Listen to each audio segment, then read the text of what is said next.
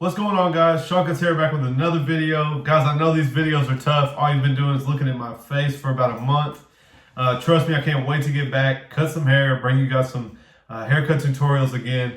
But for now, guys, you know, this is all we can do. So today we got another Q&A. This is Q&A number 3, and I hope you guys enjoy it. Let's get into it.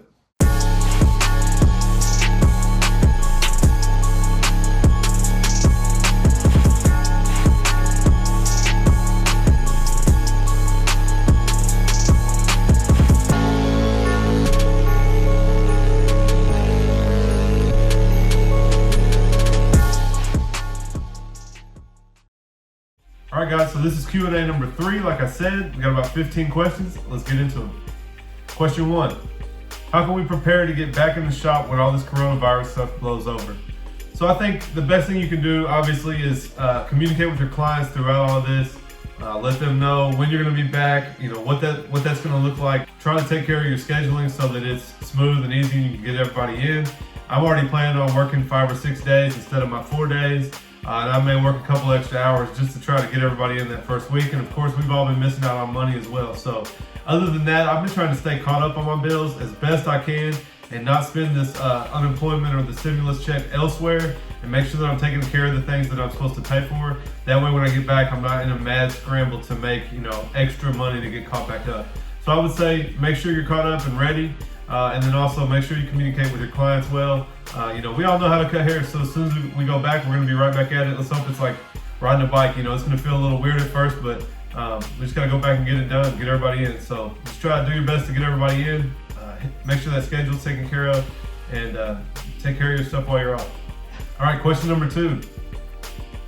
Not really a question. We need more barbers like you down here in Boston, Massachusetts. Man, I'd love to visit Boston. I haven't been there. I've been close. We do the CT Barber Expo. We actually thought about flying into Boston, but I appreciate that, man. I'm just trying to bring knowledge. I'm trying to help you guys. That's obviously why right now it's stressful. I can't cut hair. I can't really do what I want to do to teach you guys, but I appreciate the comments like that, guys. This is why I got into doing this, and I get a lot of messages like this or questions, and I'll respond, and people just trip that I write back. And guys, I'm here to try to help. So I always kind of say, you know, while I can respond to DMs and answer questions and messages, I'm going to. So you guys hit me up, man. This is why I'm here. I'm an open book. All right, next question. Best advice to get a straight edge up lineup.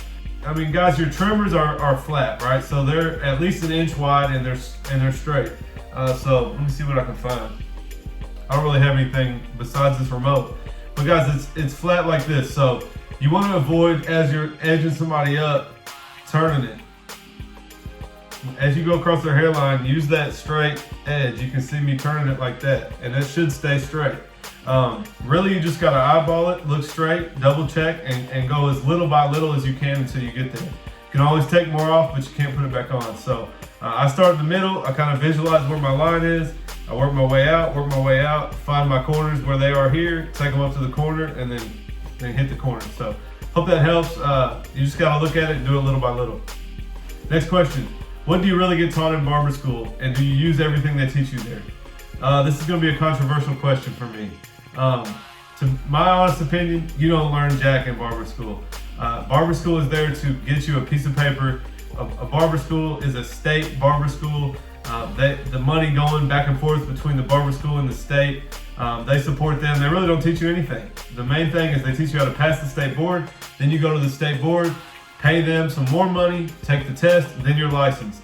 I learned most of actually how to cut hair outside of school. So they're going to teach you the basics. Sanitation, significant, but it definitely doesn't take 1,500 hours to teach these things. So really make sure you're using YouTube, and maybe you can shadow somebody. Or I actually learned most of what I learned in barber school from the guys around me, from what they had learned. So, you know, unfortunately, that's kind of a negative answer. But that's kind of the trend right now, guys, is that barber schools aren't really cutting it. They're taking $10,000 to $15,000 to $20,000 of our money in a year of our life. And really, we don't learn anything while we're there. So you still have to go to school. You gotta get that piece of paper. But I'll be honest, that's about all it's for. You're gonna have to do most of your learning elsewhere. All right, next question. Financially, how was your transition into being a first-year barber straight out of barbering school? I'm 47 years old in my 3rd month of barbering school. Jason at Miles Home Barber on IG. Sean Ralston is the Shizzy. Thanks for all the great content and knowledge. I appreciate that big time. That's what I'm here for. Like I said, I'm trying to bring you guys as much as I can. So those are the comments I like to see. But financially, how I transitioned, honestly, barber school was so tough. I was broke, so I was pretty used to living broke. But I was fortunate to start in a walk-in shop that was pretty heavy, and I really put myself out there for the 10 months I was in barber school and made sure that everybody knew I was about to be out of school. I was serving tables at Buffalo Wild Wings, and most of my tables that were regulars, they knew I was going to school that whole time. I was about to get out. Here's where I'm going to be working. Come see me. So really, to be honest, I was supposed to stay on the B-Dub schedule, and I worked my first 3 days as a barber. I went in for my last night at B-Dubs. Well, it turned out to be my last night. Went in for a Saturday night at B-Dubs, and they asked me, how's barbering going? You know, what kind of hours do you want next week? And I said, I'm not gonna work here anymore. So I was fortunate to be busy enough to not have to keep working another job as I got started. But you know, you just gotta go with what you got. I'm not sure what your situation is. If you're working right now, I would keep that job and try to manage around working some shifts as a barber, see how it goes. And only you know how much money you need, how much income you need. But if you put the work in, if you make sure everybody knows you're a barber, you show up every day from open to close, take all the walk-ins you can, you should have no problem. All right, next, my guy Trey Burkes. He's got 2 questions. What was your motivation to go to school, and how did you keep a mindset to keep grinding to become licensed? That's a long story. Actually, my very first video on YouTube is how I got into barbering and you know, how that all came about and why I went to school. But this far along, this many years ago, or this many years since I went to school, it's hard for me to tell you. I think I had a bad night as a restaurant manager.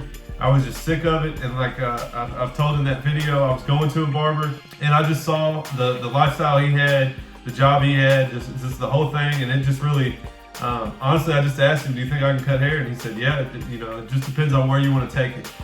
So that was my motivation to go to school.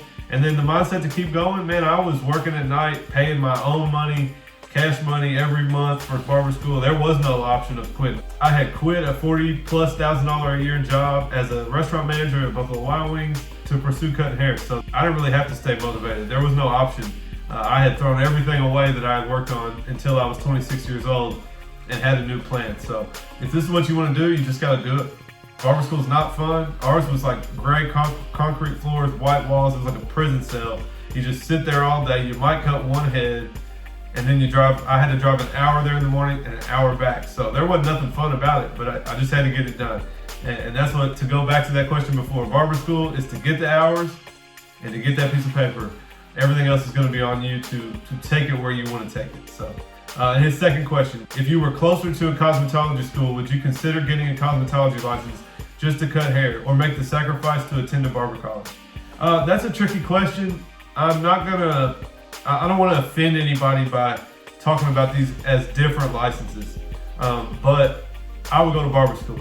I had a cosmo school in my town, and I drove an hour to barber school simply because there is a difference, okay? So we both do hair. They can't use a razor. We don't really do color. You know, it is what it is. We're pretty close, but there is a difference. So you're not going to come out of school, work in a barber shop, call yourself a barber, and have a cosmetology license, or be a barber or go to barber school and then go work as a cosmetologist. You know, that's just not how it works. So I would say go to that barber school. And plus, those fine details that you're going to learn in barber school versus cosmetology school are definitely going to be aimed at each of those. So if you want to be a barber, you need to go to barber school. You're going to get, even if, like I said, you don't learn a ton, the things that you do get are going to be aimed towards barbering. And when you go to cosmetology school, it's going to be focused obviously more towards cosmetology. So I probably wouldn't recommend doing the opposite just to cut hair. So I would decide what you really want to be doing, what your specialty is. I think you probably want to be a barber. So I think my answer would be make the sacrifice, go to barber school. All right, next question. Advice for an aspiring barber who struggles memorizing fade and taper steps. Okay, so go watch my probably 20 videos ago, how to fade. It's got a dry erase board on the thumbnail. My main thing about cutting hair is, at first I understand it's hard to remember what you're doing, but the way I teach now is we're going from skin to a two, whether that's a bald fade, a burst fade, a low fade, a taper, a mohawk, it doesn't matter. We're doing the same steps every time. And then the transition from the blend part to the top or to the length is another part. So what I would tell you is, watch a few of my videos, watch Chris Bosio's videos, and understand that from bulb to a tube, we're doing the same exact thing every haircut, no matter what the haircut is. And then as we connect to what's above that, that's when it changes. So I understand it's hard, and honestly, I got a guy I've been talking with quite a bit lately that was asking questions, and a lot of his questions were, there wasn't an answer. The answer is, you gotta get your hands in there, you just gotta get the reps, and it'll start to come to you, and you won't even have to think about it. So you will remember. If you're new, you just gotta keep at it, you gotta keep going, and really bang that system into your head to where you do the same thing every haircut, depending on the haircut, but you're gonna do the same steps in the fade and the blend every time. Next question, what's your favorite hairstyle to cut right now? Obviously, you guys see I do a lot of crop tops. I'll be honest, I won't say I really have a favorite hairstyle. What I will say I've learned in this 7 years of me cutting hair, the better you get, the more you can actually give someone a haircut that fits their head shape. Once you cut them 10 times, you know that they got like some light spots up here or divots back here. So my favorite thing to do is to learn somebody's hair and give them a haircut that fits. So if they have curls on top and they want to keep it, then I'm going to talk them into having some weight here so those curls can sit nice on top. If you got a receding hairline and we get you a crop top, even not with an accent piece, whatever, just a straight crop top, and it really helps with your problems of your hair, I think that's the best thing you can do as a barber. So I would say giving people a haircut that fits them is probably my favorite thing to do. So as you're starting, you're just giving people haircuts that they ask for that don't fit, their hair won't do that. You know, those are the worst cuts to me to do now. And I still have a few clients that have a hard time transitioning to something else, that won't really listen to my suggestions, and those are the haircuts that make me want to pull my hair out. So when somebody gives me free reign to give them the best haircut I can give them with what they have, that's gonna be the best thing. So that's probably my favorite hairstyle. That's not really a hairstyle though, so if you want a direct answer, I'll say something creative. So something creative with a design, with some color. Maybe, you guys see this kind of work I do. All right, next question. First, I want to say thank you for making the effort to make these videos during these hard times. Also, your quality doesn't match your subscriber count. You should have way more. But my question, thoughts on fast feeds? Man, first off, again, guys, these are the comments that I love. I don't do it for anything but to help you guys. So I just love hearing that you guys appreciate it and that you are learning things. And I hope my subscriber count keeps going up. So guys, that's part of the reason I'm maintaining these videos, even though I can't cut hair.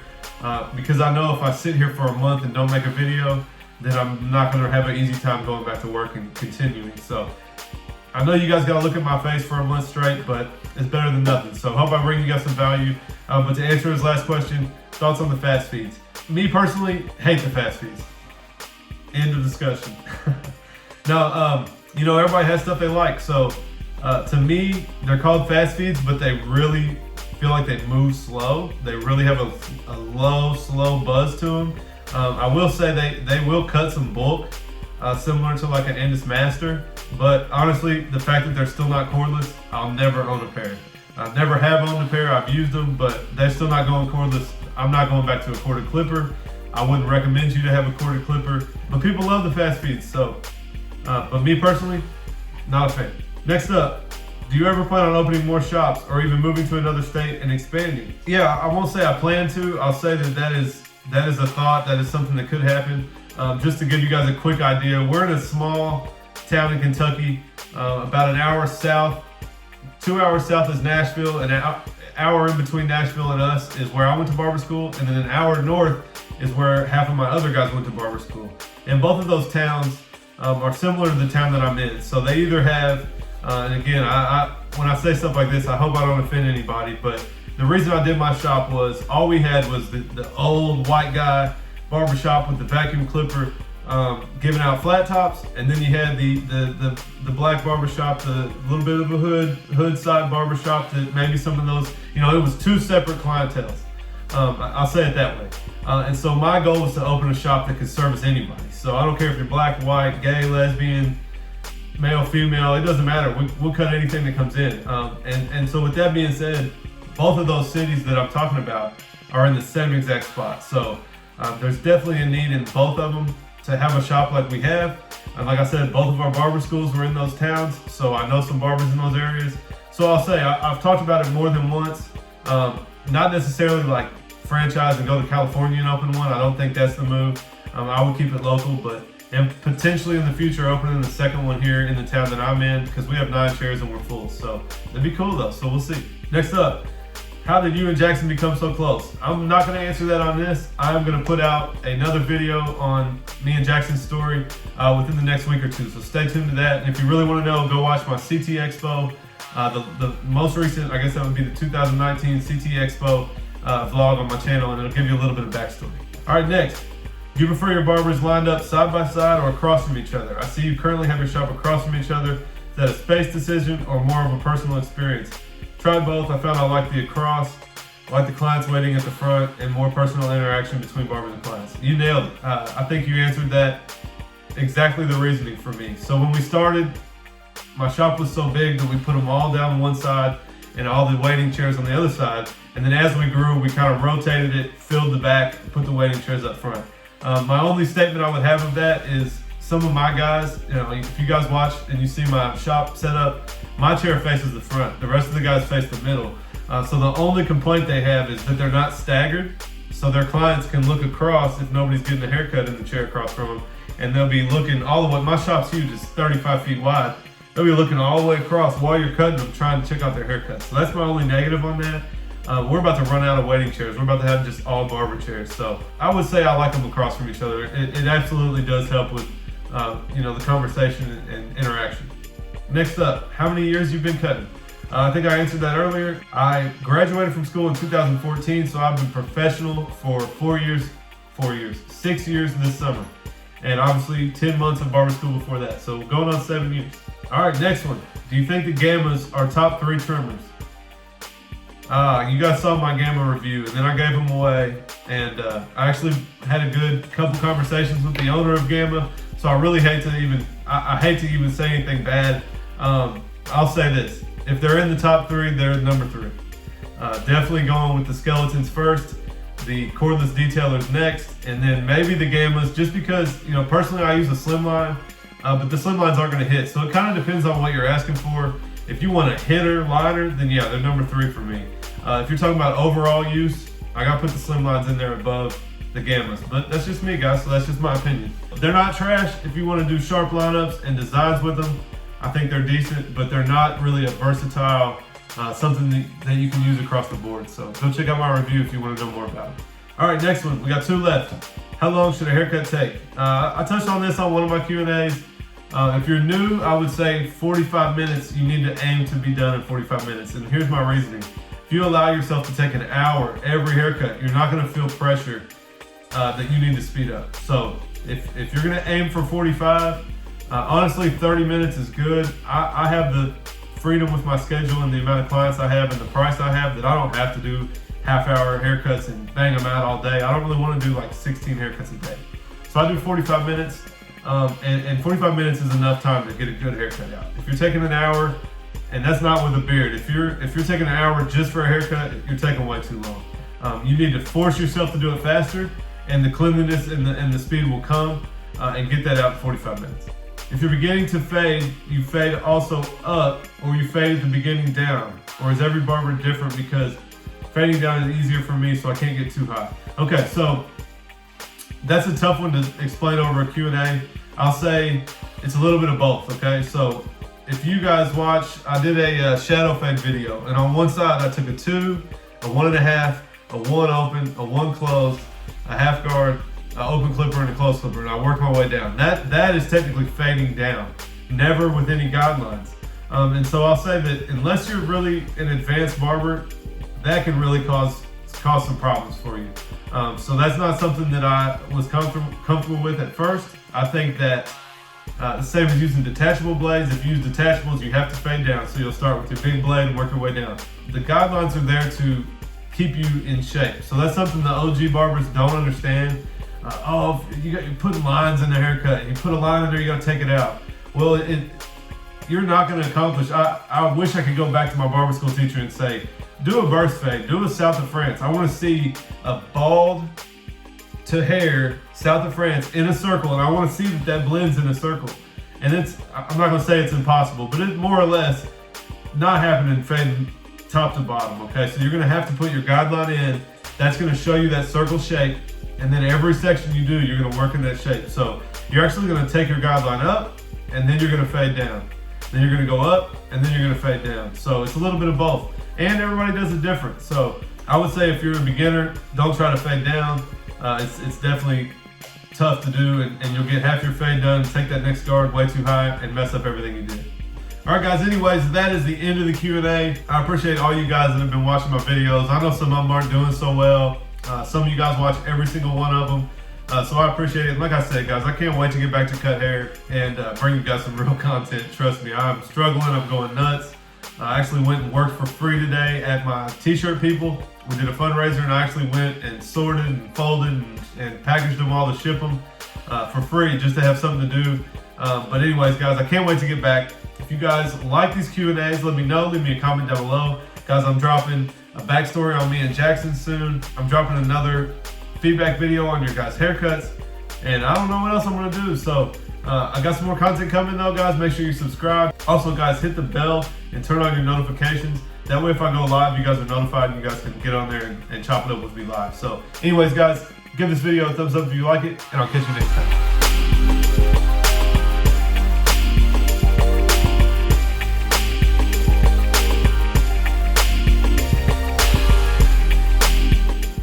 If you guys aren't subscribed to my channel, make sure you click this link right here. If you want to check out some more content from me, check out this video right here. Appreciate it.